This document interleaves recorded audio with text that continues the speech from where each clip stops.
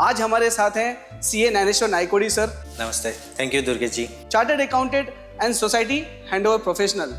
हम घर खरीदते समय लोकेशन देखते हैं, एमिनिटीज देखते हैं, इंटीरियर्स देखते हैं, लेकिन जिस सोसाइटी में हम रहने वाले हैं उसका प्रॉपर हैंडओवर हुआ है या नहीं, मेंटेनेंस फंड का क्या स्टेटस है, लीगल और फाइनेंशियल लायबिलिटीज क्या है। और हमने अभी तक 50 प्लस प्रोजेक्ट किए हैं। उसमें हमने जैसे ही ऑडिट किया है 50 लाख को हमने 1 करोड़ में कन्वर्ट किया है कि बिल्डर कह रहा है 50 लाख हमें दो, हम कह रहे हैं हमें 1 करोड़ दो। ये शेयर सर्टिफिकेट क्या होता है? दैट प्रोवाइड अ वैलिडेशन कि वो शेयर सर्टिफिकेट के वजह से आप उसके ओनर है, उसका एक प्रूफ है। और क्या शेयर सर्टिफिकेट आपको इशू नहीं किया या वो इशू करने के बाद गुम हो गया तो आप सोल्ड आउट ही नहीं। तो वो जो कलेक्शन करते हैं 2 इयर्स का, तो क्या वो उस पैसे को अपने कंस्ट्रक्शन में भी लगा सकते हैं? छोटा सा एग्जांपल, आपका दरवाज़ा टूट गया, आप किसको पूछोगे? मैं एक पर्सन हूँ, मैं कोई घर खरीदने जा रहा हूँ, तो मुझे उस समय इन बातों का ध्यान रखना चाहिए।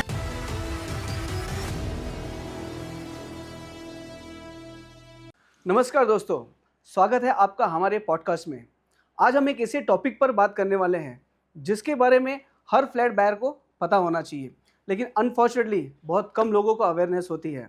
हम घर खरीदते समय लोकेशन देखते हैं, एमिनिटीज़ देखते हैं, इंटीरियर्स देखते हैं, लेकिन जिस सोसाइटी में हम रहने वाले हैं उसका प्रॉपर हैंडओवर हुआ है या नहीं, मेंटेनेंस फंड का क्या स्टेटस है, लीगल और फाइनेंशियल लायबिलिटीज़ क्या हैं, इन चीज़ों पर बहुत कम लोग ध्यान देते हैं। और इसी इंपॉर्टेंट टॉपिक पर अवेयरनेस क्रिएट करने के लिए आज हमारे साथ हैं CA Gyaneshwar Naikodi sir, chartered accountant and society handover professional, जो पिछले कई प्रोजेक्ट्स में सोसाइटी को फाइनेंशियल, लीगल और हैंडओवर प्रोसेस में गाइड कर चुके हैं। आज हम समझेंगे कि सोसाइटी हैंडओवर एक्चुअली होता क्या है, बिल्डर से सोसाइटी के हाथ में पूरा कंट्रोल कैसे आता है, maintenance fund, OC, legal, audit, parking allocation और मेंबर्स के राइट्स क्या होते हैं। So welcome to the podcast Gyaneshwar Naikodi sir, आपका बहुत बहुत स्वागत है। नमस्ते, थैंक यू दुर्गेश जी। तो ज्ञानेश्वर जी, हमने अभी आपसे बात करने की कोशिश की है, या हम आपसे बात कर रहे हैं कि सोसाइटी हैंडओवर के बारे में। तो सर एक्चुअली ये सोसाइटी हैंडओवर होता क्या है? सोसाइटी हैंडओवर ये जो प्रोसेस है मोस्टली लोगों को पता नहीं है।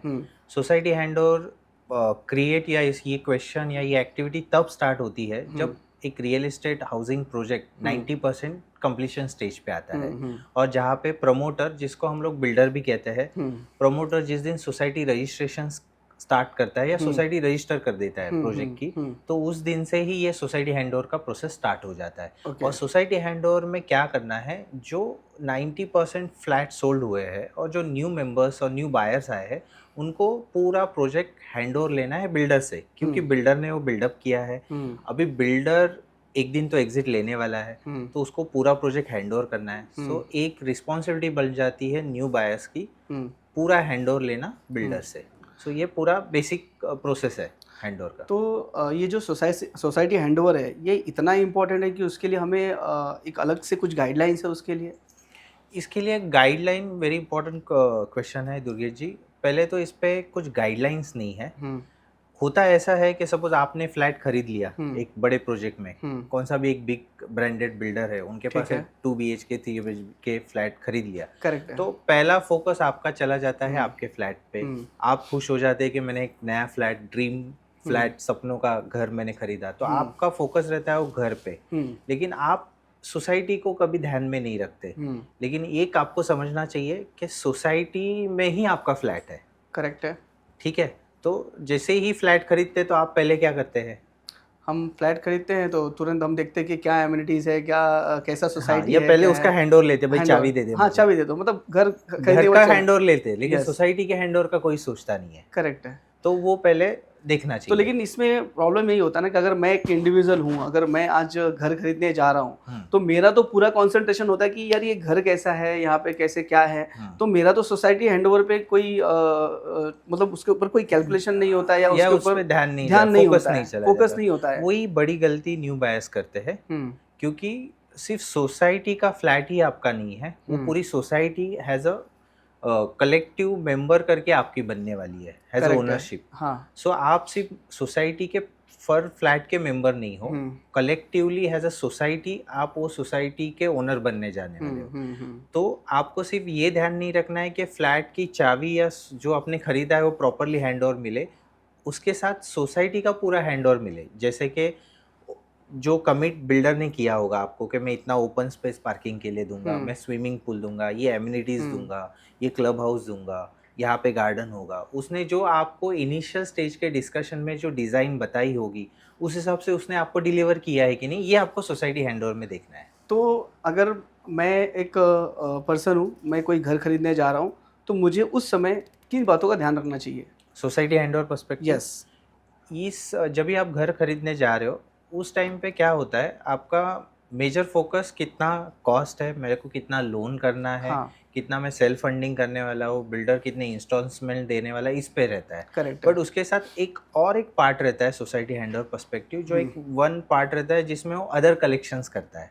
अच्छा। वहाँ पे आपको ध्यान देना चाहिए। अदर कलेक्शंस में क्या आता है, एडवांस मेंटेनेंस, एडवांस वो कुछ स्पेसिफिक फंड्स लेता है, रजिस्ट्रेशन, सोसाइटी रजिस्ट्रेशंस की फीस या अदर फंड्स कलेक्शन करता है। तो सोसाइटी हैंडओवर पर्सपेक्टिव आपको वो देखना है कि जो कंसिडरेशन आप फ्लैट बाय करने के लिए कर रहे हो, पेमेंट कर रहे हो, उसके साथ अदर पेमेंट्स क्या कर रहे हो फॉर द सोसाइटी। जैसे कि उसमें फेडरेशन पेमेंट होता है, जो क्लब आप यूज करने वाले हो उसका भी एक एडवांस मेंटेनेंस लिया जाता है। और एक बिल्डर 2 साल के लिए या 1 साल के लिए वो सोसाइटी मेंटेन करेगा आगे के पीरियड के लिए, क्योंकि 100 यूनिट्स का सपोज प्रोजेक्ट है, 100 फ्लैट्स का प्रोजेक्ट है, उसमें 7-8 यूनिट्स है। यूनिट्स मतलब बिल्डिंग्स है, और उसमें 100 फ्लैट्स है, विंग्स है, विंग्स कह सकते हैं। तो सब तो एक साथ बिकेंगे नहीं। करेक्ट है। तो धीरे धीरे बिकेंगे और धीरे धीरे बनेंगे पहले, और धीरे धीरे वो बेचना स्टार्ट करेगा। तो it tooks time to sold out the complete project, 1 और 2 ईयर। इसके लिए वो क्या करता है, पहले एडवांस कलेक्ट कर लेता है maintenance, because it's responsibility of builder, या टेक्निकली उसको मेंटेन ही करना पड़ेगा जब तक पूरा सोसाइटी सोल्ड आउट नहीं होता और सोसाइटी क्रिएट करके हैंड ओवर करे। तो आपका जो सवाल है कि खरीदते टाइम आपको वो ध्यान रखना है कि कौन से अदर फंड्स वो कलेक्ट कर रहा है। अच्छा। जैसे कि गुड एग्जांपल तो वो सपोज आपसे कॉर्पस फंड कलेक्ट कर रहा है, तो सिंपल रूल है मोफा में और रेरा में कि आप वो फंड यूटिलाइज नहीं कर सकते, आपको वो डिपॉजिट करके अलग से रखना है और बाद में हैंडओवर में पूरा रिटर्न करना है। तो अभी आपने सर ये बोला कॉर्पस फंड, ये कॉर्पस फंड क्या होता है? कॉर्पस फंड बेसिकली इसका कुछ डिफाइन नहीं है रेरा में या मोफा में, एज पर माई नॉलेज। ये एक फंड है कॉर्पस जो स्पेसिफिक एक्टिविटी को लेके बिल्डर कलेक्ट करता है, वो उसने एग्रीमेंट में मेंशन किया होता है। ठीक है। या वो एक एज अ डिपॉजिट आपसे मेंटेन रखता है, क्योंकि आगे जाके पूरा 2-3 साल उसको मेंटेन करना है सोसाइटी। तो सपोज एक्सटेंड हो गया due to some reason, project delay हो गया, तो उसको सोसाइटी मेंटेन करनी है, तो वो कॉर्पस फंड खुद के पास रख देता है। But it should not be utilize for the other construction. जो आप सपोज आपका प्रोजेक्ट ABC फेस में है, तो वो कंस्ट्रक्शन में यूटिलाइज नहीं होना चाहिए, वो अलग से रखना चाहिए।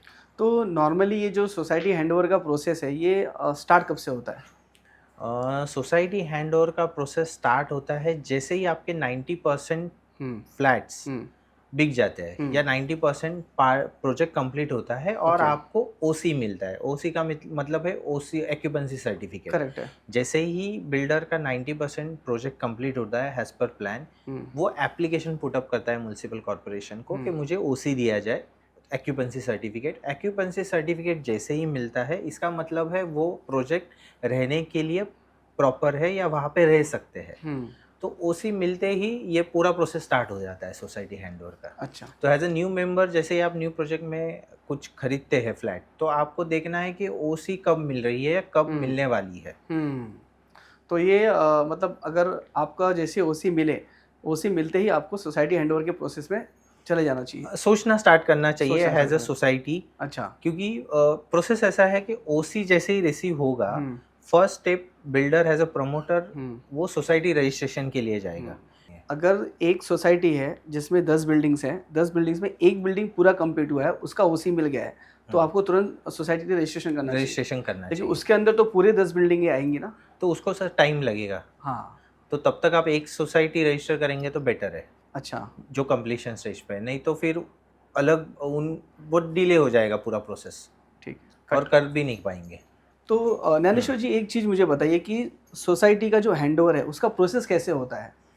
सोसाइटी हैंडओवर का प्रोसेस ये एक लॉन्ग टर्म एक्टिविटी है। हम्म, तो उसका फर्स्ट स्टेप ऐसा है कि सोसाइटी रजिस्ट्रेशन पहले करना पड़ता है। तो उसका क्वेश्चन आपका बनेगा, सोसाइटी रजिस्टर कौन करेगा? ठीक है। तो वो तो बिल्डर ही करके देता है। अच्छा। जैसे ही आपको ओसी मिलेगी, हाँ। एक्यूपेंसी सर्टिफिकेट, हाँ। और आपके 60% फ्लैट्स सोल्ड आउट होंगे, अच्छा। तो बिल्डर खुद ही वो सोसाइटी रजिस्ट्रेशन के लिए फर्स्ट स्टेप लेगा ठीक है। और उस पर कपल ऑफ मेंबर्स के साइन लेके फॉर्म सबमिट कर देगा अच्छा। कोऑपरेटिव हाउसिंग रजिस्ट्रार को, और सोसाइटी रजिस्टर कर लेगा। ओके। ये फर्स्ट स्टेप हो गई। हम्म, उसके बाद ये प्रोसेस हैंडओवर का स्टार्ट होता है। उसके बाद बिल्डर आपको नोटिस देगा या कम्युनिकेट करेगा कि मैंने सोसाइटी रजिस्टर कर ली है, तो आप आपका हैंडओवर ले लो, अच्छा। ओके।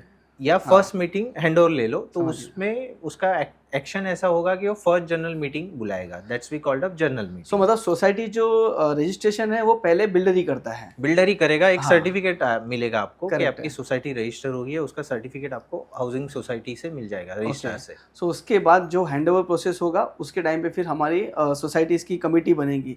करेक्ट। तो भाई सोसाइटी की कमेटी में ये प्रोविजन कमेटी क्या होता है? प्रोविजनल कमेटी, पहले तो आपको ये समझ में आ गया सोसाइटी रजिस्टर हो गई, Correct तो है। फिर बिल्डर कम्युनिकेट करेगा कि I have started the handover process. हाँ। तो वो पहले मीटिंग लगाता है पूरे सोसाइटी मेंबर्स की। ओके। ठीक है, उसको हम लोग फर्स्ट जनरल मीटिंग कहते हैं। ठीक अभी है। फर्स्ट जनरल मीटिंग में सब लोग आएंगे। मतलब उस समय कोई भी कमेटी का ऐसा कमेटी ये नहीं है। होती ओके। है। सो हाँ। उसका एजेंडा ही वो मीटिंग का ये रहता है कि कमेटी कंस्टिट्यूट करे या नियुक्त करे। ओके। और ये कमेटी को हम कहते हैं प्रोविजनल कमेटी। अच्छा। इसको और एक वर्ड है टेम्पररी कमेटी। अच्छा, तो ये प्रोविजनल कमेटी या टेम्परेरी कमेटी में कोई डिफरेंसेस है? प्रोविजनल कमेटी जो है वो रेगुलर कमेटी से डिफरेंस रहती है। हाँ। रेगुलर कमेटी जो आपकी सोसाइटी की रहती है वो 5 साल के लिए रहती है, अच्छा। और ये प्रोविजनल कमेटी फर्स्ट ईयर के लिए रहती है। तो सोसाइटी रजिस्टर होने के बाद फर्स्ट जनरल मीटिंग बिल्डर ने बुला ली। उसमें फिर ये जो 100 मेंबर्स, जितने भी मेंबर्स एग्जिस्ट प्रेजेंट रहते हैं, और जैसे ही कोरम बन जाएगा मीटिंग का, 2/3 मेंबर्स एग्जिट रहेंगे, हाँ। तो वो उसमें से ही मिनिमम 13 लोगों को सिलेक्ट कर लेंगे अच्छा। As per the by law, okay. और वो कमेटी बन जाएगी। मतलब पूरे अगर समझो 100 फ्लैट बिके हैं, 100 फ्लैट में से सारे लोग 100 मेंबर्स कमेटी में आ गए, मीटिंग में आ मीटिंग में आ गए। गए। तो मीटिंग में आने के बाद उसमें से 13 लोगों की एक कमेटी बनेगी सोसाइटी मेंबर्स हाँ, की। तो वो पूरा मीटिंग में प्रोसेस होता है जिसमें हाँ। लोगों को रिक्वेस्ट किया जाएगा कि किन को मीटिंग कमेटी में आना है। अच्छा। तो जो इंटरेस्ट दिखाते हैं उस हिसाब से वोटिंग होती है और वो कमेटी बन जाती है। तो आपका ये कहना है कि सोसाइटी मेंबर्स को है उनको कमेटी में आना चाहिए। नॉर्मली अभी क्या हो रहा है, एजम्पशन है या न्यू फ्लैट ओनर्स का ऐसा अंडरस्टैंडिंग है कि हमें नहीं जाना चाहिए हाँ। ये मीटिंग्स को, क्योंकि हम मीटिंग में गए और प्रोविजनल कमेटी एग्जिस्ट हो गई, हाँ। तो बिल्डर का हैंडओवर खत्म हो गया। अच्छा। बट ये पहला माइलस्टोन है हैंडओवर का, मतलब Okay. यहाँ से हैंडओवर प्रोसेस स्टार्ट होता है। ऐसा हाँ। नहीं है कि फर्स्ट मीटिंग में बिल्डर आएगा, कमेटी एस्टेब्लिश करेगा और वो सब छोड़ देगा, ऐसा नहीं है। ये फर्स्ट मीटिंग में जैसे ही कमेटी बन जाती है तो सोसाइटी को सब पावर्स मिलते हैं via provisional committee to ask couple of questions, and उस पावर्स के साथ वो पूरा हैंडओवर का आगे का प्रोसेस स्टार्ट होता है। तो ये जब प्रोसेस स्टार्ट होता है उसी समय क्या किसी प्रोफेशनल आप जैसे लोगों की ज़रूरत पड़ती है सोसाइटीज़ को? पहले तो प्रोविजनल कमेटी बननी चाहिए। हाँ। वो तो उनके एग्जिस्टिंग मेंबर्स से बनेगी। फिर ये प्रोविजनल कमेटी जो बनेगी 13+ मेंबर्स की, उनकी रिस्पॉन्सिबिलिटी है प्रॉपरली हैंडओवर लेना। अच्छा। लेकिन जैसे आपने बोला थर्ड पार्टी एडवाइजर की जरूरत है क्या, तो चैलेंज यही आता है कि ये जो 13 मेंबर्स है वो उनके खुद के प्रोफेशन में, खुद का बिजनेस है, प्रोफेशन है, कोई कुछ बड़े पोजीशंस पे कॉर्पोरेट पे है। हाँ। तो उनका खुद का भी पर्सनल लाइफ है। तो ये बहुत डिफिकल्ट होता है बिल्डर से कम्युनिकेट करना हैंडओवर्स के लिए, और डॉक्यूमेंट्स मांगना, जैसे कि फाइनेंशियल्स डॉक्यूमेंट मांगना, मेंटेनेंस आपने कितना कलेक्ट किया, उस कहाँ पे स्पेंड किया, कितना पैसा आपके पास बचा है, लीगल डॉक्यूमेंट्स का क्या है, प्रॉपर्टी टैक्स पे किया क्या, वाटर टैक्स पे किया क्या, ये चीजें प्रोविजनल कमेटी कब मांगेगी, क्योंकि they are engage in their personal life. So better to appoint और better to approach a third party अपना काम वगैरह छोड़ के, और हम फिर पता चला कि सिर्फ सोसाइटी और कमेटी के पीछे और भाग आप रहे भी हैं। सोसाइटी के कमेटी में रहे होंगे तो आपको पता है ये इतना आसान काम नहीं है। तो बेटर है कि हम एक प्रोफेशनल हायर करें जो ये सब चीज़ों को देख सके और प्रॉपर्ली कर सके। तो हम एक थर्ड पार्टी प्रोफेशनल अप्रोच करेंगे। हाँ। बेसिकली चार्टर अकाउंटेंट्स या legal advocates you can hire, उनकी एक अलग टीम होती है। और वो आप पे बिहाफ पे बिल्डर से कम्युनिकेट करेंगे और हैंडओवर में जो चीज़ें टेक केयर लेनी है, he will take care of that activity with his respective team. तो ज्ञानेश्वर जी, अभी आपने प्रोविजनल कमेटी बताया, ये प्रोविजनल कमेटी का काम क्या होता है? तो जैसे हमने डिस्कस किया, provisional committee first general meeting में नियुक्त हो गई, ठीक है। तो फर्स्टली उनके पास सब पावर्स आ गए सोसाइटी के। अच्छा। सो ये बहुत बड़ा माइलस्टोन है जिसमें सोसाइटी के जो पावर्स बिल्डर के पास थे वो हाँ। सब पावर्स प्रोविजनल कमेटी के पास आ गए। ओके। तो अभी प्रोविजनल कमेटी का बहुत बड़ा रोल है क्योंकि ये पहली कमेटी है सोसाइटी की। करेक्ट है। क्योंकि सोसाइटी तो न्यू प्रोजेक्ट है, उसकी हाँ। पहला साल है। हाँ। तो पहले साल का पहला कमेटी है और Correct उनका है। पीरियड भी बहुत कम है। तो उनका पहला काम है जो भी, जैसे हम पहले डिस्कशन में हमने बात किया कि अदर कलेक्शंस जो बिल्डर करता है, हाँ। Advance maintenance, corpus fund, registration fee, तो उसको पहला हिसाब मांगना है बिल्डर से कि भाई आप पहले फाइनेंशियल डॉक्यूमेंटेशन दो। करेक्ट है। कि आपने ये पैसों का किया क्या। जैसे बिल्डर क्या करता है, एग्रीमेंट में लिख लेता है कि मैं 2 साल का मेंटेनेंस लूंगा, 2 साल का मेंटेनेंस कलेक्ट करूंगा। तो प्रोविजनल कमेटी का पहला काम है कि उससे वो रिकॉर्ड मांगना कि आपने ये पैसों का किया क्या। अच्छा। ये पहला काम है। Okay. सेकंड काम है लीगल डॉक्यूमेंट्स लेना। ये बहुत अच्छा। इंपॉर्टेंट है। लीगल डॉक्यूमेंट मतलब फायर एनओसी, लीफ का एनओसी, ओपन पार्किंग स्पेस कितना है, आपने हाँ। प्रॉपर्टी टैक्स पे किया क्या, ओपन लैंड का, पानी का बिल पे किया क्या, इलेक्ट्रिसिटी बिल का क्या स्टेटस है। तो ये चीजें उसको बिल्डर से लेनी है। सो ये उनका पहला काम होता है as a provisional committee when they interact with the builder, और उनको कंटिन्यूअस फॉलोअप लेना पड़ता है। तो जैसे हमने पहले डिस्कस किया, इसमें उन्होंने बेटर थर्ड पार्टी एडवाइजर्स को अपॉइंट करेंगे तो they will take care of this. अभी इतनी सारी चीज़ें हैं कवर करने के लिए प्रोविजनल कमेटी के पास में, लेकिन कभी कभी अगर प्रोविजनल कमेटी बनी ही नहीं या कोई मेंबर उस कमेटी के लिए आए ही नहीं, तो उस सिचुएशन में क्या होता है? इस सिचुएशन में बड़ा लॉस सोसाइटी का है। जैसे मैंने पहले बताया कि पावर शिफ्टिंग है, ये बिल्डर के पास से सोसाइटी को पावर जाने वाली है। करेक्ट। तो कमेटी ही बनेगी नहीं तो बिल्डर पावर शिफ्ट नहीं कर पाएगा या हैंडओवर नहीं दे पाएगा। तो सब पावर्स बिल्डर के पास रहते हैं। तो I will give a example. Suppose आपने फ्लैट खरीदा है न्यू प्रोजेक्ट में और कुछ रीजंस के वजह से आपको वहां से एग्जिट लेना है, due to some personal decision, आपको दूसरी जगह फ्लैट लेना है या कुछ अलग चीज़ों की वजह से आपको फ्लैट सोल्ड करना है। तो ऐसे सिचुएशन में आपको एनओसी लगेगी। ठीक है। और सपोज प्रोविजनल कमेटी रहती तो वो आपको एनओसी दे देती, चेकिंग द डॉक्यूमेंट्स। लेकिन अभी प्रोविजनल कमेटी बनी ही नहीं है तो इसमें आपको एनओसी लेनी पड़ेगी बिल्डर से। तो इसमें बहुत दिक्कत होती है। बिल्डर आपको डिले करेगा एनओसी या कुछ एडिशनल फंड की डिमांड कर सकता है। तो ये अल्टीमेट सोसाइटी का लॉस है। आप फर्स्ट जनरल मीटिंग में जाना चाहिए, पार्टिसिपेट होना चाहिए और मेक श्योर करना है कि प्रोविजनल कमेटी बन जाए। सो ये आपका स्ट्रांगली रिकमेंडेशन है, जो भी होम बायर है या सोसाइटी में जिनका घर है, आप प्लीज़ कमेटी में आइए और इवन आप कमेटी के जो प्रोविजनल कमेटीज़ है इसमें पार्टिसिपेट कीजिए। अच्छा, ये अब ये प्रोविजनल कमेटी बनने के बाद एक परमानेंट कमेटी होती है। अब ये प्रोविजनल कमेटी और परमानेंट कमेटी, ये दोनों में डिफरेंसेस क्या है? टेक्निकल डिफरेंस सिंपल है। प्रोविजनल कमेटी 1 साल के लिए होती है। अच्छा। और जैसे ही 1 साल खत्म हो जाएगा प्रोविजनल कमेटी स्टेप डाउन होगी और फिर इलेक्शन होके न्यू कमेटी, रेगुलर कमेटी बनेगी जो 5 साल के लिए होगी। ये टेक्निकल डिफरेंस है। और एक बात बताना भूल गया मैं, प्रोविजनल कमेटी जैसे ही बनती है तो वो उनके सेकंड मीटिंग में उनका चेयरपर्सन, सेक्रेटरी और ट्रेजरर अपॉइंट करते हैं। अच्छा। तो मेजर डिफरेंस नहीं है, दोनों का पीरियड अलग है। अच्छा। लेकिन पावर्स ड्यूटी सेम ही है। बट जैसे मैंने पहले कहा, ये फर्स्ट कमेटी है तो उनके एक्टिविटीज डिफरेंस है। जैसे ही रेगुलर कमेटी आएगी उनको सब सेट हुआ तो हम ये कह सकते हैं कि बिल्डर से जब हम सोसाइटी ले रहे हैं, हैंड ओवर कर रहा है बिल्डर सोसाइटी मेंबर्स को, तो उस समय प्रोविजन कमेटी का काम हो रहा है और उसके बाद एक परमानेंट कमेटी बनेगी। और एक वेरी इंपॉर्टेंट मैंने मिस कर दिया बताना कि प्रोविजनल कमेटी का और एक काम है बजटिंग करना। आप बोलोगे बजटिंग का क्या मतलब है? जैसे बिजनेस में आप बजटिंग करते हैं, कितना सेल होना चाहिए, एक्सपेंस कितना होगा, ओवरहेड कितना होगा। तो आप जैसे ही बिल्डर से सोसाइटी हैंडओवर लेते हैं, क्योंकि बिल्डर पहले 1-2 साल के लिए मेंटेन करता है। करेक्ट है। तो सपोज वो पर फ्लैट कितना चार्ज कर रहा है, 7 रुपया चार्ज कर रहा है, 10 रुपया कर रहा है, 15 रुपया कर रहा है। तो जैसे ही आपने हैंडओवर ले लिया तो आपको पहले वेंडर देखने पड़ेंगे। बिल्डर ने कौन से वेंडर्स रखे थे। फॉर एग्जाम्पल सिक्योरिटी के लिए उसने 4 सिक्योरिटी गार्ड रखे थे। आपको लग रहा है कि 4 लोगों की जरूरत नहीं है, 2 की जरूरत है, तो आप वैसा वेंडर सिलेक्ट कर सकते हैं या 5 रख सकते हैं। तो आपको पहले डिसाइड करना, पहला इंपॉर्टेंट काम करना है बजटिंग करना और कितना मेंटेनेंस लेना है। तो ये बजटिंग का काम प्रोविजनल कमेटी करती है ऑब्वियसली। बहुत डिफिकल्ट काम है। इसमें मैं उनको सजेस्ट करूंगा कि थर्ड पार्टी प्रोफेशनल रहेगा तो वो पूरा एक्टिविटी करेगा, क्योंकि इसमें स्क्वायर फीट आएंगे। 3 BHK, 2 BHK, 1 BHK रह सकते हैं, कमर्शियल गाला रह सकते हैं। तो आपको स्क्वायर फीट वाइज कुछ कैलकुलेशंस करने पड़ते हैं या कुछ फंड्स अलग से पार्क करने पड़ते हैं फ्यूचर्स के लिए, जैसे रिपेयर फंड्स है, कॉर्पस फंड है, तो ये एक बड़ा एक्टिविटी है।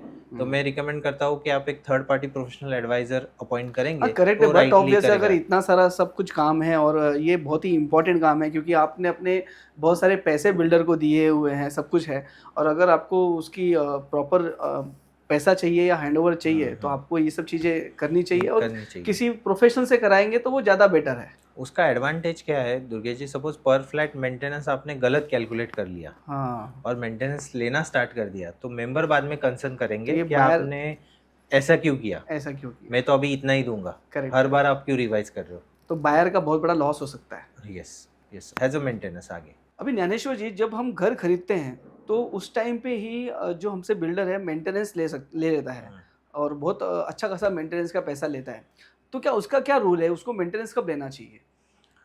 Actually maintenance is not a part of full consideration, मतलब आप जो फ्लैट खरीदते हैं उसका हाँ, वो पार्ट नहीं है। ये हाँ, प्रैक्टिकली कैसे होता है, प्रोजेक्ट एक बड़ा प्रोजेक्ट है, ठीक उसमें है। 10-15 बिल्डिंग्स के यूनिट्स बनने वाले हैं, जी। स्विमिंग पूल है, क्लब है, हुँ, तो ये पूरा जो प्रोजेक्ट है एक साथ सोल्ड आउट नहीं होगा, ये करेक्ट है। धीरे धीरे सोल्ड आउट होगा। हाँ, तो इसको मेंटेन भी करना पड़ता है, हाँ। क्योंकि लोग रहना स्टार्ट करेंगे तो आप हुँ, उनको सर्विस तो देनी पड़ेगी।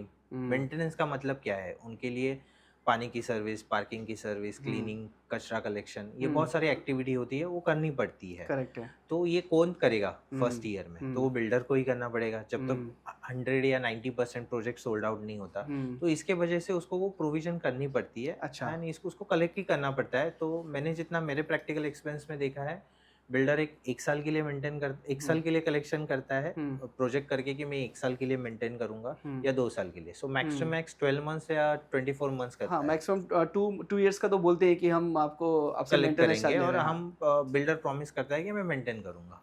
तो वो जो कलेक्शन करते हैं 2 इयर्स का, तो क्या वो उस पैसे को अपने कंस्ट्रक्शन में भी लगा सकते हैं?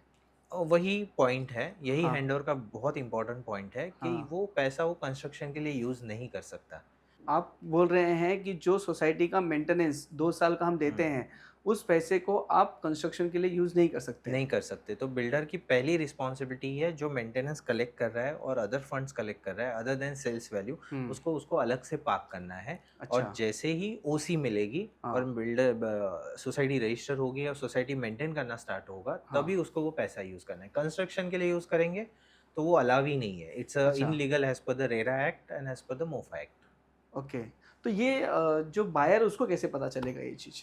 Good question. बायर को तभी पता लगेगा, जैसे अभी हम जो डिस्कस कर रहे हैं, हाँ, जिस दिन बिल्डर फर्स्ट मीटिंग हाँ, बुलाता है, हाँ, प्रोविजनल कमेटी एस्टेब्लिश होती है, करेक्ट है। और जिस दिन प्रोविजनल कमेटी डॉक्यूमेंट्स मांगेगी, हाँ, और जिस दिन अपने को बिल्डर से फर्स्ट डॉक्यूमेंटेशन रिसीव हो गए, उसको हाँ, एनालाइज करना पड़ेगा। ओके। उसके बिना तो पता नहीं लगेगा। तो मतलब ये तो मुझे ऐसा लगता है कि नॉर्मल अगर कोई बायर रहेगा तो उसको तो पता नहीं चलेगा। इसमें आपको किसी न किसी प्रोफेशनल को इन्वॉल्व करना पड़ेगा, प्रोफेशनल को इन्वॉल्व करना और पड़ेगा, तभी आपको वो चीज़ समझ में आ समझ पाएगी। में आएगी। और हमने करेक्ट जो है। प्रैक्टिकल एक्सपीरियंस लिया है प्रोविजनल कमेटी में, एक या कोई लॉयर रहता है, कोई हाँ, सीए रहता है, हाँ। जो पहले से ही लीडर रहता है, ही मेक श्योर कि हुँ, he will be a part of provisional committee. Correct और है। फिर वो थर्ड पार्टी को हायर करके पहले डॉक्यूमेंट्स मंगा लेता है और उसको पूरा एनालिसिस करना स्टार्ट कर देते हैं वो। ओके, तो वो एनालिसिस में मेंटेनेंस का कलेक्शन कितना हुआ है, तो आप मुंबई में देखे होगे तो ये कलेक्शन 5 करोड़ 10 करोड़ चला जाता है। बाप उसके रे! सामने उन्होंने एक्सपेंसेस क्या किए हैं, okay. Either it is utilize for the maintenance. अभी हुँ, मेंटेनेंस यूटिलाइजेशन मतलब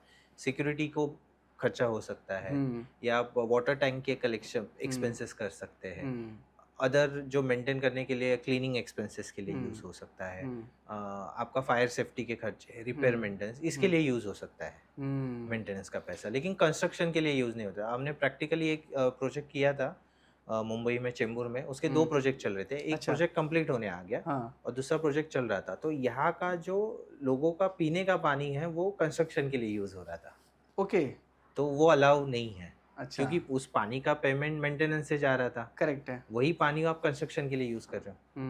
तो लेकिन ये जो हम फंड देते हैं, अब ये फंड कई बार तो बहुत ही मोटी रकम भी होती है मेंटेनेंस के बराबर। नाम पे। तो मैं ये जानना चाहता हूँ कि 2 साल में अगर हमने समझो कि 2 साल के बाद वो हैंडओवर कर रहे हैं उस समय, तो उनको ये क्या सारी चीज़ें बतानी पड़ती है कि हमने क्या खर्चे किए हैं, क्या नहीं खर्चे, हुँ, मेंटेनेंस के पैसे में कितना हमने सिक्योरिटी को दिया है या हुँ। कितना किस चीज़ में एक्सपेंसेस किया है, ये बिल्डर को बताना पड़ता है कमिटी को? एज पर रेरा रूल और मोफा रूल उनको बताना है। अच्छा। और अभी प्रैक्टिकली ऐसा है कि उनका एक टीम होता है हेडोर का, या उसको एक टीम है जो लीड करता है, कस्टमर रिलेशनशिप मैनेजर, सीआरएम कहते हैं। अच्छा। तो बिल्डर का जो सीआरएम बंदा है, उनका एक टीम है, वो आपको रिकॉर्ड दे देता है, और उनको रिकॉर्ड मेंटेन करना कंपलसरी है, रिस्पॉन्सिबिलिटी है। उसके बिना तो हमें भी पता नहीं लगेगा एज अ मेंबर कि क्या उसने पैसे का किया। तो उसको पहले तो रिकॉर्ड देना है, फिर हमें चेक करना है उसने प्रॉपर्ली यूज़ किया कि नहीं।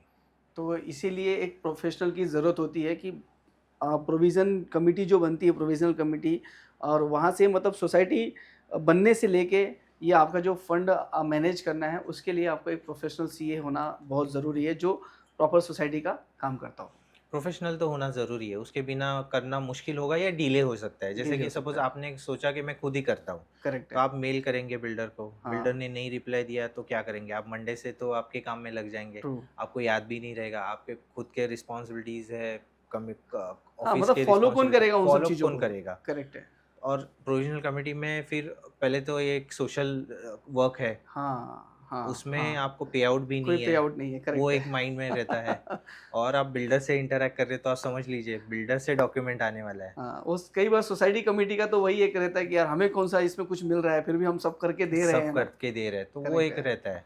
So better true. Third party रखेंगे तो आपके प्रोविजनल कमेटी में भी अच्छे से टीम वर्क होगा। नहीं हुँ, तो इंटरनली भी ईगो क्लैशेस होने के हमने देखे हैं चीज़ें, करेक्ट है। कि भाई तुम क्या बता रहे हो, ऐसे करना चाहिए, वैसा करना चाहिए। So better to hire a third party correct. To take it process smoothly. Dnyaneshwar ji, ये हम जब सोसाइटी का हैंडओवर प्रोसेस होता है, उस टाइम पे हमको बिल्डर से, मतलब जो कमेटी है, बिल्डर से उसे कौन से फाइनेंशियल डॉक्यूमेंट्स माँगने चाहिए?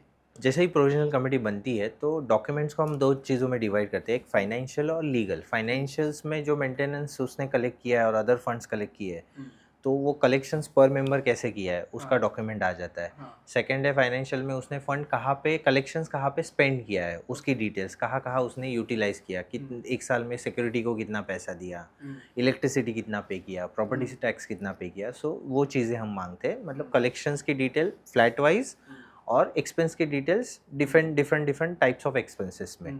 फिर हमें पता लगता है कलेक्शन कितना हुआ और एक्सपेंसेस कहाँ कहाँ गए हैं और कितना पैसा उसके हाथ में है। ये बात हो गई फाइनेंशियल कलेक्शंस की। Legal perspective, legal document perspective, first thing society register हो गई है तो सोसाइटी रजिस्ट्रेशन। सेकंड मैंने जैसे बोला सीसी, कंप्लीशन सर्टिफिकेट प्रोजेक्ट का। ओसी, एक्यूपेंसी सर्टिफिकेट रहता है कि एक्यूपाई करने के लिए वो प्रोजेक्ट रेडी है क्या, तो एक्यूपेंसी सर्टिफिकेट रहता है। फिर आपके आए प्रॉपर्टी टैक्स, ओपन टैक्स जो उसने पे किया है या नहीं किया है, वाटर बिल का पेमेंट्स, इलेक्ट्रिसिटी अभी तक पे किया है क्या। और एक वेरी इंपॉर्टेंट क्वेरी हमें पूछते हैं लोग कि जो जीएसटी कलेक्ट करता है बिल्डर हमसे अदर फंड्स पे, उसको जीएसटी भी एप्लीकेबल होता है, तो वो जीएसटी का भी इंफॉर्मेशन लेना चाहिए क्या। तो वो जीएसटी उसने पे किया कि नहीं, उसकी इंफॉर्मेशन आप ले सकते हैं। अभी आपने जो मेंटेनेंस का, मुझे एक बात समझ में आ रही है कि हम मेंटेनेंस देते हैं 2 साल का, ठीक है ना? और वो हम बुकिंग के टाइम पे देते हैं, लेकिन वो हैंडओवर होती है सोसाइटी, या हमें मिलता है वो 2 साल के बाद। तो ये जो 2 साल पैसा मेरा सोसाइटी के पास है, तो क्या, हाँ, मतलब बिल्डर के पास है, सॉरी, बिल्डर के पास है, तो क्या बिल्डर से हम इंटरेस्ट डिमांड कर सकते हैं? बिल्डर से इंटरेस्ट हम डिमांड कर सकते हैं क्योंकि क्या? सर वो तो पैसे 2 साल के बाद यूज़ करने वाला है, बराबर लेकिन है। वो मुझसे ले रहा है 2 साल पहले, तो उसपे बायर इंटरेस्ट डिमांड कर इसका सकता है? रूल ऐसा है, हम जो प्रोजेक्ट कर रहे हैं उसमें आप इंटरेस्ट नहीं डिमांड कर सकते। रूल ऐसा है एज पर रेरा और मोफा। सपोज आपने फ्लैट खरीद लिया और फ्लैट आपने खरीदा है प्रोजेक्ट कंप्लीशन स्टेज पे, लेकिन उसको एग्जाम्पल लेते हैं, जैसे हाँ। आपने दिसंबर में फ्लैट खरीदा, ठीक है। लेकिन उसी मिली है उसको जैन में, तो मेंटेनेंस तो स्टार्ट हो गया जैन से, क्योंकि आपके पहले भी कोई लोग रहते होंगे, उनको मेंटेनेंस लग रहा है। लेकिन जैन से नवंबर का मेंटेनेंस कौन फिर पे करेगा, क्योंकि आप तो दिसंबर में आ गए रहने के लिए। तो जैन से नवंबर के लिए आपका फ्लैट अनसोल्ड था, किसी को सोल्ड नहीं किया था, तो उस फ्लैट की मेंटेनेंस की रिस्पॉन्सिबिलिटी बिल्डर की बनती है। अच्छा। तो बिल्डर को वो अनसोल्ड फ्लैट का जैन से नवंबर का पेमेंट खुद के जेब से देना है। अच्छा। और आप जैसे ही फ्लैट दिसंबर में खरीदते हैं, हाँ। उसी तो आ गई है, आपने लास्ट मोमेंट में खरीदा प्रोजेक्ट कंप्लीशन स्टेज पे, आपको अच्छा लगा, तो दिसंबर के बाद आपके मेंटेनेंस से वो डिडक्ट होगा। ओके। लेकिन अभी प्रैक्टिकली रियलिटी में ऐसा हो रहा है मार्केट में कि वो 2 साल का कलेक्ट करता है। हाँ उसने एक्चुअली कब से कर लेना चाहिए, दिसंबर से, लेकिन ठीक उनका है। पेमेंट मॉडल ऐसे बना रहता है कि वो 2 हाँ साल का एक साथ कर लेता एक है। साथ लेते तो हैं। इसका सवाल का आंसर ऐसा है कि इंटरेस्ट नहीं मिलेगा, लेकिन जिस साल के लिए अनसोल्ड था, जिस पीरियड के लिए उसने पे किया है, उस पर्टिकुलर पीरियड का पैसा आपको रिफंड मिलेगा। ओह ऐसा है। ओके। तो सपोज फॉर एग्जांपल आपने 2 लाख रुपए पे किया है 2 साल का, लेकिन आप 1 साल डिले पोजीशन लिया है या खरीदा है, तो 1 साल का तो बिल्डर ने पे किया, तो वो 1 साल का जो मेंटेनेंस आपने ज़्यादा दिया है वो आप बिल्डर से मांगना है। तो आपका अब सवाल बनेगा कि वो कैसे मांगना कैसे है, मांगना है? कैसे हाँ मांगना है। हाँ तो जैसे ही प्रोविजनल कमेटी बनती है, वो जो रिकॉर्ड उनसे मंगाती है, हाँ तो वो प्रोफेशनल एडवाइजर क्या करता है, पर हाँ फ्लैट कभी कभी कौन से डेट्स को पोजीशन हुआ है अच्छा वो पहले निकालता है, हम्म ओसी कब मिली है, पोजीशन कब लिया है, और बिल्डर ने कब से पोजीशन लेटर दिया है, ये 3 ओके चीजें हम देखते हैं। मतलब ओसी कब मिला, बिल्डर ने लोगों को कब बोला पोजीशन लेटर देके कि आप रहने के लिए स्टार्ट करो, और आप खुद कब रहने आए, उसका एक अलग कैलकुलेशन होता है मैथमेटिक्स से, और उस हिसाब से पर मेंबर आप कब लायबल हो निकालते हैं, और हर एक मेंबर का रिसीवेबल हम कैलकुलेशन होता है, और उसके बाद हम एक एजीएम मीटिंग लगाते हैं, या अच्छा। बिल्डर को प्रेजेंट किया जाता है कि look this is our calculation, as per this calculation हर एक मेंबर को इतना मिलना चाहिए। तो वो उसको मीटिंग में बुला के हम बताते हैं, और उसके भी क्वेश्चंस रहते हैं कि ये ऐसा नहीं वैसा नहीं। उसको कन्विंस करने की रिस्पॉन्सिबिलिटी हम लेते हैं या एक थर्ड पार्टी प्रोफेशनल एडवाइजर लेता है, और वो मीटिंग में जैसे ही क्वेरीज रिसॉल्व करने की कोशिश करते हैं, और उस हिसाब से पर मेंबर कैलकुलेशन फ्रीज होता है। तो अब इसमें एक केस ऐसा आता है कि कभी कभी समझो किसी को पोजीशन लेट मिलता है, अब उस केस में उसके मेंटेनेंस फंड का क्या रोल आएगा उसमें? पोजीशन लेट मिलता है तो उसके 2 रीज़न हो सकते हैं, आपने पोजीशन डिले किया या बिल्डर ने डिले किया। इफ बिल्डर ने डिले किया तो वो पेमेंट करेगा मेंटेनेंस का जब तक वो पोजीशन लेटर नहीं देता, क्योंकि पोजीशन लेटर दिया मतलब उसने आपको बता दिया कि आप पोजेस कर लो या आप रहने के लिए आ जाओ, राइट।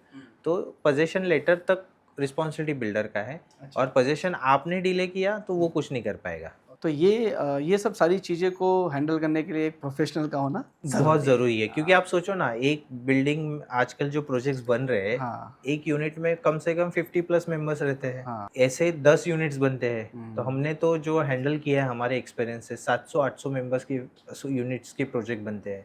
तो सर आपने इतने सारे सब हैंडओवर के प्रोसेस किए हुए हैं, आपने कभी ऐसा देखा है मिसमैचेस, बड़ा मिसमैचेस कभी देखा है आपने? बड़ा मिसमैचेस मैं एग्जांपल देना चाहूँगा, अभी भी मार्केट में या प्रैक्टिकली ऐसा हो रहा है कि कुछ एक्सपेंसेस ऐसे रहते हैं जो बिल्डर अभी भी चार्ज कर रहा है, that should not B a part of maintenance. Okay हमारा जो वर्किंग है पूरा मेंटेनेंस को लेके है, करेक्ट है। कि जो मेंटेनेंस वो कलेक्ट करेगा इट शुड हाँ be utilize for the correct है। मेंटेनेंस।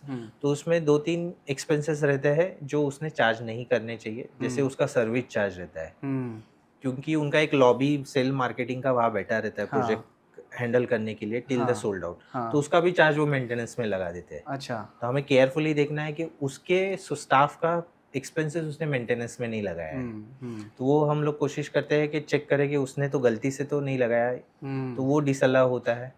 उसके बाद कभी कभी क्या होता है, सिक्योरिटी पेपर पे पास रहते हैं, जेन्युइन 2 रहते हैं, तो वो हाँ। वेरिफिकेशन में पता लगता है ऑडिट में। करेक्ट कभी है। कभी वाटर टैंक्स, एग्जाम्पल पानी कम पड़ गया तो वाटर टैंक से पानी मंगाया, प्रैक्टिकली 5 मंगाया होता है, पेपर पे 10 रहता है। या कभी कभी हमने एग्जाम्पल लिया है कि उन्होंने सिर्फ प्रोविजनल एक्सपेंसेस पेपर पे दे दिया या बता दिया भाई ये एक्सपेंस हो गया, बट जब हमने थर्ड पार्टी उनसे पूछा कि इसके डॉक्यूमेंटेशन कहाँ है, तो बिल्डर अनफॉर्चुनेट पेपर प्रोवाइड नहीं कर पाया, तो वो डिसअलाउ तो होते हैं। इस टाइप के सब मिसमैचेस बिल्डर के थ्रू हो सकते हैं। और बेसिकली क्या होता है, बिल्डर जब भी हैंड ओवर देता है तो वो हाँ। बोलता है आपको मुझे 50 लाख देना है अच्छा लास्ट 6 मंथ्स का। ओके और हमने अभी तक 50+ प्रोजेक्ट किए हैं, हाँ। उसमें हमने जैसे ही ऑडिट किया है 50 लाख को हमने 1 करोड़ में कन्वर्ट किया है, कि बिल्डर कह रहा है 50 लाख हमें दो, हम कह रहे हैं हमें 1 करोड़ दो।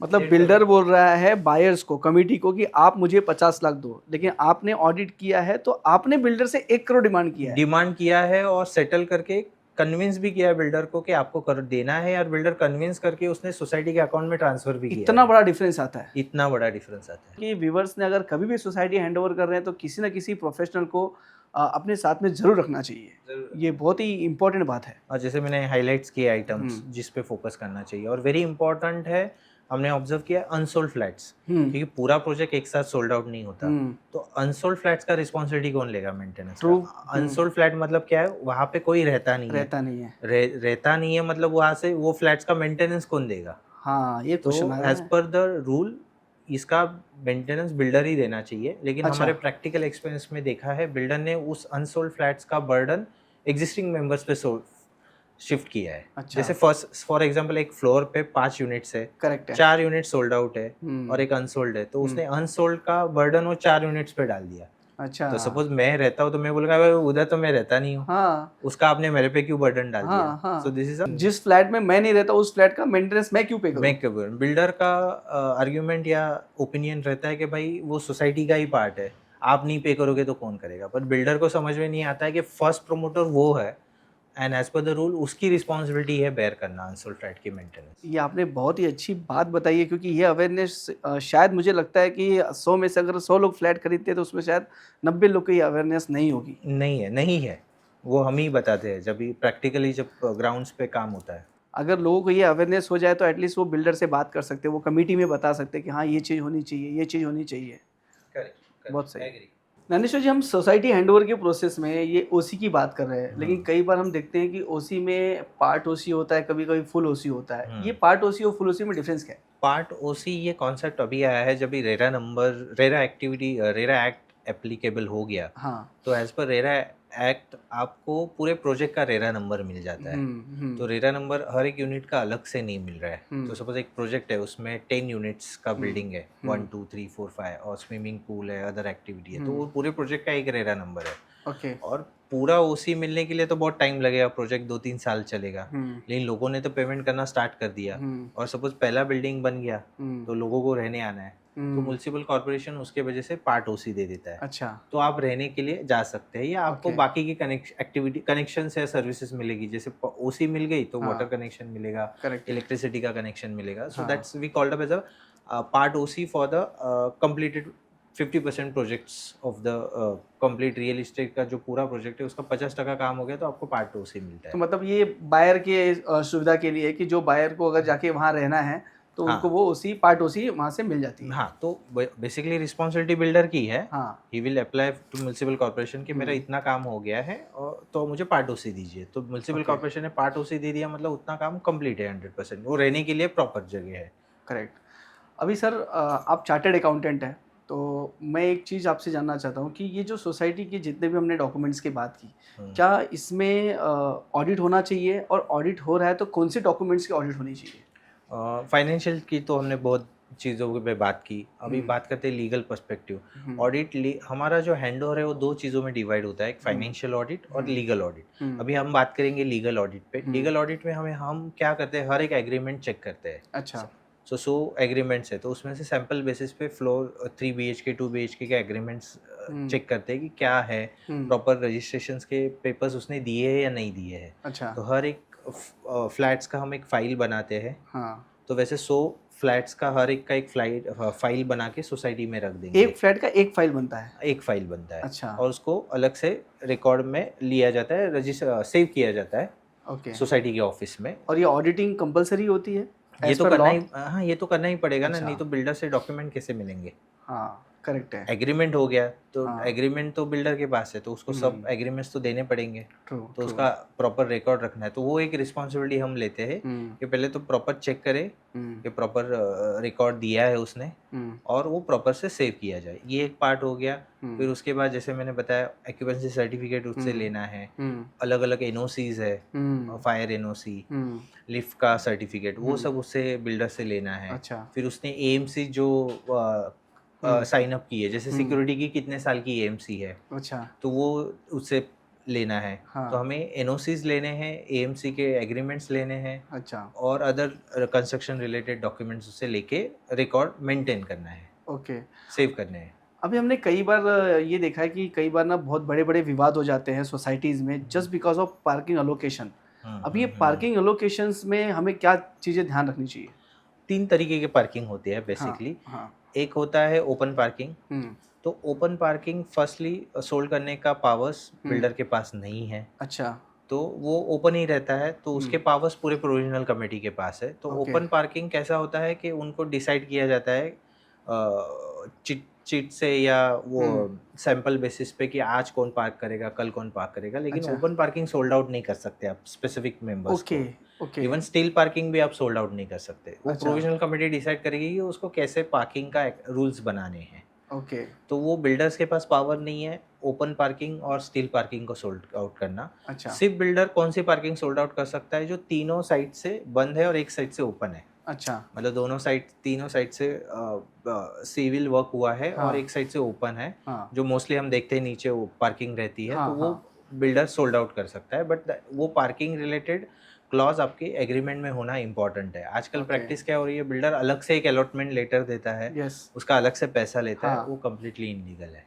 Okay it should be a part of your agreement clause कि ये Great. पार्किंग आपको एलोकेट की है। ये आपने बहुत ही महत्वपूर्ण जानकारी दी है इस चीज़ की। Yes yes.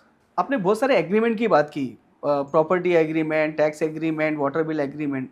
अभी इसमें एक आता है शेयर सर्टिफिकेट। ये शेयर सर्टिफिकेट क्या होता है? अच्छा क्वेश्चन पूछा दुर्गेश जी। जैसे मैंने बताया, फर्स्ट पार्ट है फाइनेंशियल एक्टिविटी चेक करना कि बिल्डर हाँ। ने कैसे मेंटेनेंस कलेक्ट किया है, कहाँ स्पेंड किया है, फिर उससे लीगल डॉक्यूमेंट्स कलेक्ट करना। थर्ड पार्ट आता है प्रोविजनल कमेटी का रजिस्टर्स मेंटेन करना। There are couple of registers to be maintain. अच्छा उसका ही एक पार्ट है शेयर सर्टिफिकेट बनाना। जैसे एक अच्छा। कंपनी क्रिएट करते हैं हम लोग, हम शेयर सर्टिफिकेट इशू करते हैं करेक्ट है। ओनर्स को। हम्म वैसे ही कोऑपरेटिव सोसाइटी में भी हर एक फ्लैट का एक शेयर सर्टिफिकेट बनता है। अच्छा और वो जैसे आपने फ्लैट खरीदा हाँ 101, तो हाँ आपको उसका शेयर सर्टिफिकेट बना के प्रोविजनल कमेटी आपको देगी। ओके और उस पर प्रोविजनल कमेटी के चेयरपर्सन, ट्रेजर और सेक्रेटरी का साइन रहेगा। और दैट्स अ अच्छा ऑफिशियल डॉक्यूमेंट। वो बहुत इंपॉर्टेंट डॉक्यूमेंट है कि वो फ्लैट आपका है। अच्छा दैट प्रोवाइड अ वैलिडेशन कि वो शेयर सर्टिफिकेट के वजह से आप उसके ओनर है, उसका एक प्रूफ है। तो वो शेयर सर्टिफिकेट बायर को दिया जाता है। बायर को दिया जाता है। तो Okay. आगे जाके वही आपका वैलिडेशन होता है कि वो फ्लैट आपका है। दो करेक्ट ही है। चीज़ों से आपकी वैलिडिटी बनती है ओनरशिप की। एक हाँ जो एग्रीमेंट आपने बिल्डर से बनाया किया, ट्रू। और एक शेयर सर्टिफिकेट आपको कमिटी ने दिया। इतना इम्पोर्टेंट है शेयर इतना सर्टिफिकेट। इम्पोर्टेंट है, उसके बिना आप सोल्ड ही नहीं कर पाओगे। आगे सपोज आपको सोल्ड करना है और कहा शेयर सर्टिफिकेट आपको इशू नहीं किया, हाँ या वो इशू करने के बाद गुम हो गया, तो आप सोल्ड आउट ही नहीं कर पाओगे। करेक्ट है। तो ये जितनी भी सारी चीज़ें आपने बोला, डॉक्यूमेंटेशन का आपने बोला, फाइल बनाना, ये सब, तो नॉर्मली एक मैं पूछता हूँ कि जो सोसाइटी की कमेटी होती है उनको कौन कौन सी चीज़ें मेंटेन करना चाहिए या कौन से रजिस्टर्स मेंटेन करना चाहिए? आप एक नॉलेज दे सकते हैं हमारे व्यूवर्स को? Yes yes. रजिस्टर्स जो मेंटेन करने, एक तो हमने डिस्कस किया, एक शेयर सर्टिफिकेट रहता है, तो उसका एक शेयर सर्टिफिकेट रजिस्टर होता है हाँ जिसमें सीक्वेंस से हम लोग डिटेल्स मेंशन करते हैं Okay. जितने फ्लैट्स ओनर है। हाँ तो उसमें बहुत इंपॉर्टेंट शेयर सर्टिफिकेट में अगेन मैं उस पर आता हूँ कि ओनर्स कितने। कभी कभी भाई, हाँ। दो भाई ओनर्स होते हैं, कभी कभी हस्बैंड वाइफ हस्बैंड होते हैं। वाइफ होते हैं वो हाँ। दोनों का नाम प्रॉपर आना चाहिए। जॉइंट ओनरशिप है या थर्ड करेक्ट ओनरशिप है है, हाँ। तो वो इंपॉर्टेंटली प्रॉपर मेंशन होना इंपॉर्टेंट है शेयर सर्टिफिकेट पे और हम्म। शेयर सर्टिफिकेट रजिस्टर में। तो ये पहला रजिस्टर हो गया शेयर सर्टिफिकेट। फिर उसके बाद फॉर्म आई और जे, ये अलग दो रजिस्टर्स मेंटेन करने रहते हैं। अगेन उसमें सोसाइटी के मेंबर्स की इंफॉर्मेशन आती है। उसके बाद फिक्स असेट रजिस्टर होता है। फिक्स असेट रजिस्टर मतलब सोसाइटी या प्रोजेक्ट, सोसाइटी के कितने असेट्स हैं पूरे सोसाइटी में, उसका एक रजिस्टर मेंटेन किया जाता है। जैसे क्लब हाउस में एसी आउटलेट्स रहेंगे, पानी का मोटर रहेगा, तो ऐसे बहुत सारे असेट्स आपके रहेंगे। क्लब हाउस में फर्नीचर रहेगा, तो उसका एक फिक्स असेट रजिस्टर होता है। देन वेरी इंपॉर्टेंट फॉर्म या रजिस्टर मेंटेन करना पड़ता है, नॉमिनेशन रजिस्टर। नॉमिनेशन रजिस्टर नहीं किया हैंडओवर के टाइम पे, तो प्रोविजनल कमेटी बड़ी मिस्टेक कर देती है। अच्छा तो जैसे ही कमेटी के पास पावर आ जाती है या पावर्स बिल्डर दे देता है, तो उनको नॉमिनेशन फॉर्म हर एक मेंबर को देना है। जिसमें सपोज आपने एक फ्लैट खरीदा है, तो आपको वो फिलअप करके नॉमिनेशन बताना है कि मेरा नॉमिनेटर कौन रहने वाला है। करेक्ट है जैसे आजकल आप बैंक अकाउंट्स में भी देखते हैं कि वो पूछने लगे कि आप अकाउंट्स में नॉमिनेशन फॉर्म अपडेट कर दीजिए। करेक्ट है तो वैसे हर एक फ्लैट ओनर को आपका नॉमिनेशन फॉर्म फिलअप करके वो सबमिट करना है सोसाइटी के प्रोविजनल कमेटी को। प्रोविजनल कमेटी उसका रिकॉर्ड एक कॉपी खुद के पास रखेगी और एक रजिस्ट्रार को दे देगी। अच्छा, तो ये सारे काम जो है वो थर्ड पार्टी ऑडिट करती है, थर्ड पार्टी करती है। तो सोसाइटी हैंडओवर प्रोफेशनल है, उसके 3 रोल है। अच्छा, एक है फाइनेंशियल ऑडिट करना, मेंटेनेंस का हिसाब मांगना, उसका रिकॉर्ड बनाना, जैसे मैंने एग्जांपल दिया कितना पेएबल रिसीवेबल है बिल्डर के पास से वो बताना, लीगल डॉक्यूमेंट कलेक्ट करना, एंड थर्ड है रजिस्टर्स मेंटेन करना। और ये as per by law compulsory है रजिस्टर्स मेंटेन करना फॉर द प्रोविजनल कमेटी, जहाँ पे हम उनको सपोर्ट करते हैं to maintain the all registers. और अगर मैं एक आपसे क्वेश्चन पूछूं, अगर इस चीज़ में कहीं कोई फेल हो जाता है कोई सोसाइटी, तो उस केस में क्या होता है? उसमें तो it's against a by law, तो हाँ। कोई मेंबर आपके से अगेंस्ट कंप्लेंट कर सकता है, अच्छा। तो ओके। मुश्किल बढ़ सकती है। कोई जाके रजिस्ट्रार को कंप्लेंट कर सकता है, they are not following the rules that defined under the by law. Because commit जैसे ही प्रोविजनल कमेटी बनती है और हाँ। सोसाइटी रजिस्टर होती है, तो बाई लॉ एडॉप्शन होता है, आपको बाई लॉ एप्लीकेबल होता है सोसाइटी का। ओके। तो उस हिसाब से, रूल के हिसाब से आपको आपकी ड्यूटीज़ एग्जीक्यूट करनी है, और आपने ड्यूटी एग्जीक्यूट नहीं की या इग्नोर कर दी, तो आपके अगेंस्ट कोई भी कंप्लेंट कर सकता है मेंबर।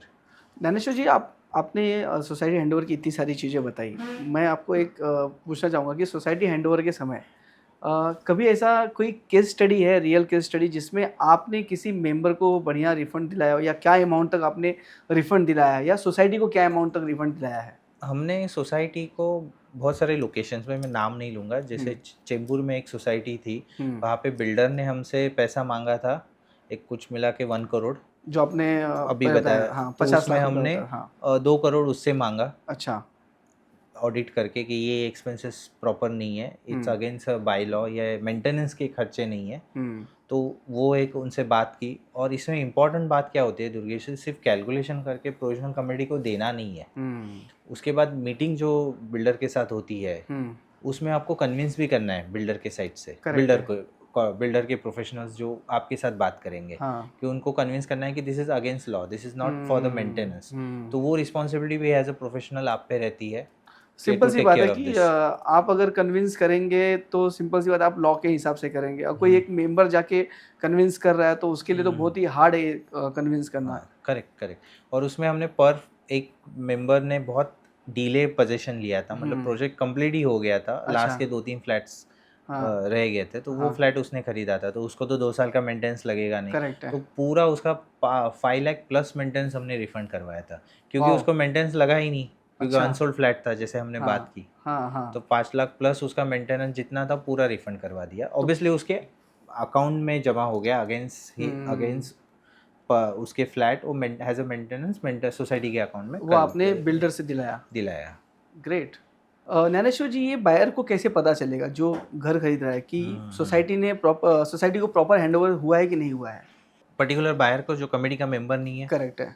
जैसे हमने डिस्कस करते आए कि प्रोविजनल कमेटी का रिस्पॉन्सिबिलिटी है हैंडओवर लेना, तो वो प्रोसेस स्टार्ट करेगी, आइदर एक थर्ड पार्टी एडवाइजर लेगी, और वो कम्युनिकेशन करना स्टार्ट करेगी, और बिल्डर से वो कम्युनिकेशन करके, ये पूरा प्रोसेस 2-3 महीने का रहता है। जिसमें थर्ड पार्टी या प्रोविजनल कमेटी कम्युनिकेट करती है, कलेक्शन करती है डॉक्यूमेंटेशन का, इंफॉर्मेशन का, उसको वैलिडेट करती है, और उनके हिसाब से उनका एक रिपोर्ट बनता है। तो एक बायर को, एक नए फ्लैट ओनर को तभी पता लगेगा जब वो एक एजीएम रखते हैं, एनुअल जनरल मीटिंग रखेंगे, जिसमें ये पूरी चीज़ें टेबल पे रखेगी प्रोविजनल कमेटी, और इन्फॉर्मेशन देगी कि हमने थर्ड पार्टी को अपॉइंट किया है, ये रिपोर्ट है, आप किसी को इसमें क्वेश्चन है तो पूछ सकते हैं। तब उस दिन आपको पता लगेगा कि हैंडओवर हो कौन से स्टेज पे है। करेक्ट है। तो मतलब वो एजीएम में उसको पता चल जाएगा कि हैंडओवर कैसे हुआ है, कुछ भी क्वेश्चन है तो आप प्रोविजनल कमेटी को उस दिन पूछ सकते हो, और उस पॉइंट्स को प्रोविजनल कमेटी ध्यान में रखते हुए रिपोर्ट्स में करेक्शन कर सकती है, या वो पॉइंट्स नोट डाउन करके बिल्डर के साथ बात कर सकती है। अच्छा, अगर बिल्डर और सोसाइटी के बीच में अगर ये जो हैंडओवर का प्रोसेस अगर सही तरीके से ना हुआ, तो इससे क्या प्रॉब्लम आ सकती है फ्यूचर में?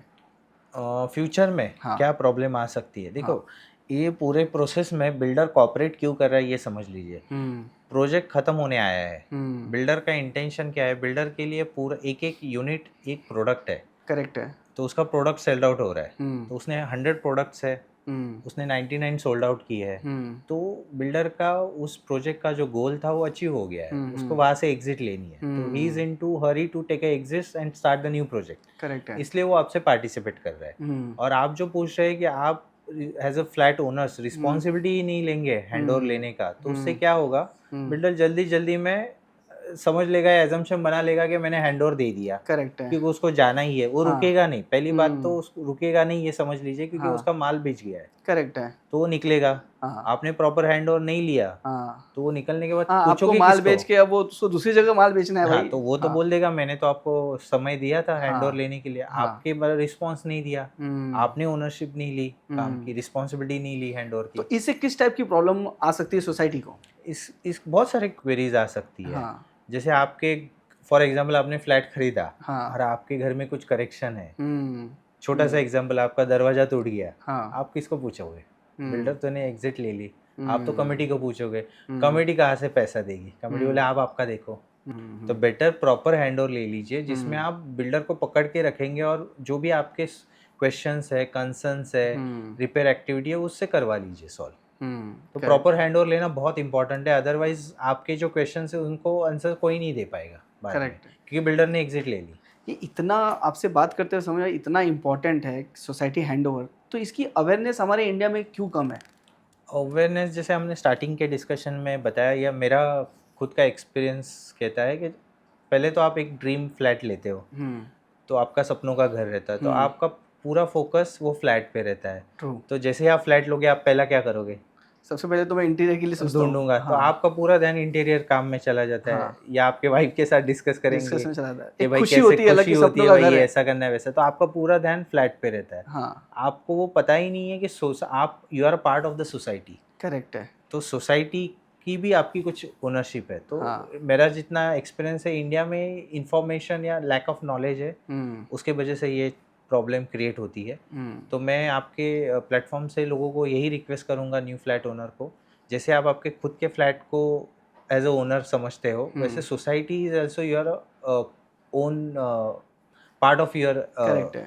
ओनरशिप। हाँ भाई, आप एक सिर्फ रूम के या एक फ्लैट के सिर्फ आप ओनर नहीं हैं, आप पूरे सोसाइटी के ओनर ओनर हो एज अ हो। You are a joint part of this society. So society सही तरीके से चले, सही तरीके से मेंटेन रहे, ये सोसाइटी के हर मेंबर की रिस्पॉन्सिबिलिटी है। रिस्पॉन्सिबिलिटी तो है। हम अगर आपके चीज़ों से मैं अपने व्यूवर्स को भी यही बोलना चाहूँगा कि कभी भी अगर आप सोसाइटी हैंडओवर का प्रोसेस कर रहे हैं तो किसी अच्छे प्रोफेशनल से करें, जैसे हमारे ज्ञानेश्वर नायकोडी जी हैं। क्योंकि एक बार अगर सोसाइटी हैंडओवर हो गया बिल्डर के हाथ से, तो उसके बाद फिर सोसाइटी के पास करने के लिए कुछ नहीं बचेगा। कुछ नहीं बचेगा।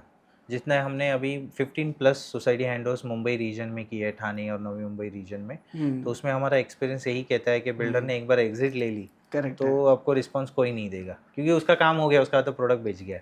है। ज्ञानेश्वर जी, मैं आपसे कुछ रैपिड फायर क्वेश्चन पूछना चाहता हूँ जिसका अच्छा। आपको क्विक आंसर देना है। तो क्विक मतलब 1 सेकंड में? नहीं, आप दे सकते हैं, आप टाइम ले सकते हैं। तो आपके लिए सबसे पहला क्वेश्चन है, बिल्डर का सबसे बड़ा एक्सक्यूज़।